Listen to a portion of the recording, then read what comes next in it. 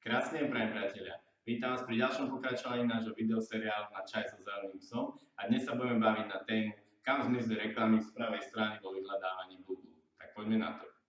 K informácii o tom, že reklamy z pravej strany vo vyhľadávaní Google zmizli, ste sa už možno dostali. Písali sme o tom aj na našom blogu. Dnes sa však pobavíme o tom, akým spôsobom táto zmena ovplyvní vás ako inzerentov, respektíve akým spôsobom to môže ovplyvniť aj neplatené vyhľadávanie. Prvou zásadnou zmenou, ku ktorej došlo, je zmena počtu pozícií. Teraz máme k dispozícii na vrchu 4 a na spodu 3 reklamné pozície. Keďže k žiadnej inej zmene nedošlo, na dané kľúčové slovo stále chce reklamovať rovnaký počet inzerentov, vzrastá nám konkurencia. Zvýšená konkurencia znamená aj zvýšenie ceny za klik. Táto zmena ovplyvní aj malých inzerentov. Doposiaľ mali k dispozícii minimálne 11 reklamných pozícií, teraz ich je spolu 7. Pokiaľ má malý inzerent obmedzený rozpočet a môže využívať iba nižšie ceny za klik, nebude schopný konkurovať veľkým firmám s vyššími rozpočtami, ktoré môžu určovať vyššie ceny, respektíve bude viditeľný v obmedzenom množstve na spodu stránky. Hoci sú platené a neplatené vyhľadávanie dva oddelené systémy, táto zmena nepriamym spôsobom ovplyvní aj výsledky neplateného vyhľadávania. Tým, že pribudla jedna platená pozícia, sa výsledky neplateného vyhľadávania posúvajú dolu. Miera prekliku, teda počet zobrazení a počet kliknutí, ktoré získame, výrazne klesá s pozíciou, na ktorej sa nachádzame. Pri prvej pozícii v neplatenom vyhľadávaní je to približne 31%, pri druhej už 15, 10, 7, ale takýmto spôsobom to rýchlo klesá. Čiže firmy, ktoré povedzme prepadnú na 7, 8, respektíve sa ocitnú na ďalšej stránke vyhľadávania, získajú oveľa menej návštev z neplateného vyhľadávania ako doposiaľ. Ako teda odporúčame zareagovať na túto zmenu?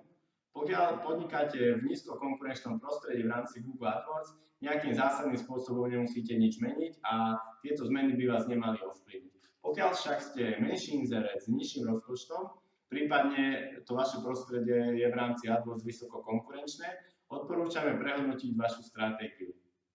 Na úvod by ste mohli prvý mesiac odsledovať, akým spôsobom táto zmena ovplyvnila vaše kampane, či začali fungovať menej efektívne, či niektoré časti tých kampaní veľa míňajú a podobne.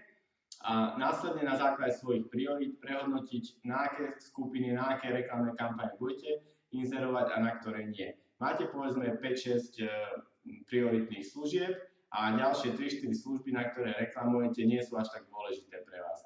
Takže môžete presunúť prostriedky z týchto kampaní na tie, ktoré sú prioritné, kde sa stále budete zobrazovať na najvyšších pozíciách, aj keď na základe vyšších cien za klik a celkových vyšších rozpočtov, ale nemusíte hneď navyšovať celkové náklady na svoje kampane, iba ich presuniete z tých, ktoré sú menej prioritné, na tie, ktoré sú pre vás najdôležitejšie. V rámci dnešného dielu Na čaj so zeleným psom sme sa bavili na tému, akým spôsobom môže ovplyvniť zrušenie reklám z pravej strany vo vyhľadávaní Google náš biznis.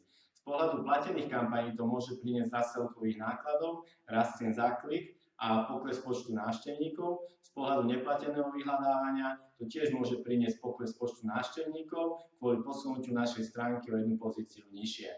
Tiež sme sa ale bavili o tom, že táto zmena nemusí ovplyvniť celkový náš rozpočet, ktorý do kampani dáme a máme sa zamerať na ich efektivitu a zamerať sa na priority a prioritné služby a tovary, ktoré v rámci kampani propagujeme.